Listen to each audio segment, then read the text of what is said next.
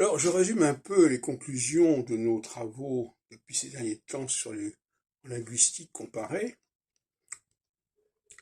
qui peuvent surprendre d'une certaine manière, mais qui sont déjà assez travaillées. J'en conclus que le français est une langue initiatique, en quelque sorte. Une langue qui vient d'en haut et qui s'appauvrit en descendant et en se dégradant et en se dérivant et en s'empruntant. J'ai pris aujourd'hui l'exemple du passage du U au L ou du L au U. Par exemple, cheval, chevaux. Alors, la tendance serait de croire que l'on est passé, par exemple, nous avons belle et beau. Alors, qu'est-ce qui précède? C'est le bel ou c'est le beau? Alors, on pourrait croire que l'on est d'abord passé du L au U. Mais en réalité, c'est l'inverse qui s'est produit. La forme la plus sophistiquée, la plus puissante, c'est celle du U, qui va se dégrader en L. Donc, ça voudrait dire qu'on passe de chevaux à cheval, et non pas de cheval à chevaux. Ça peut surprendre d'une certaine manière. On passe de castel à château, ou de château à castel. Voilà, donc nous avons ce problème, et en latin, on passe d'ultra, en français, à outre.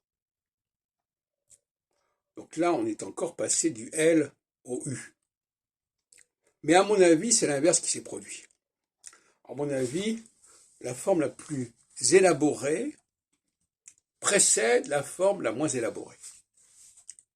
De la même façon que bon, qui comporte cette sonorité particulière du on en français, donne bonne et non pas bonne qui donne bon. Je viens de lire un article sur Internet concernant la façon dont les Espagnols perçoivent le français. Ils reconnaissent qu'il y a des sons en français qui n'existent pas en espagnol. Donc la production de sons particuliers, la production de codes de lecture particuliers est quand même une supériorité de la langue française.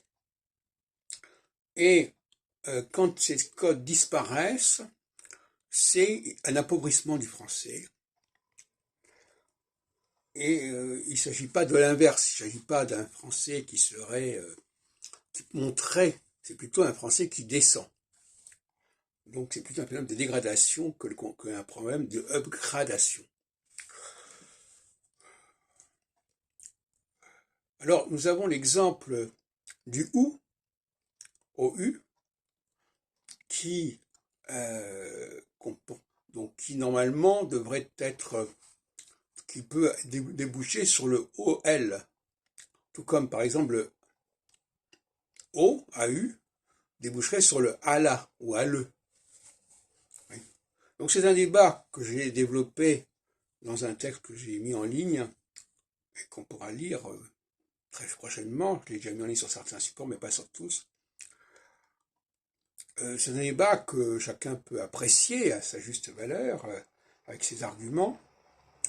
Mais le principe que je pose, c'est qu'effectivement, ce qui est le plus sophistiqué précède ce qui est le moins sophistiqué, et non pas l'inverse.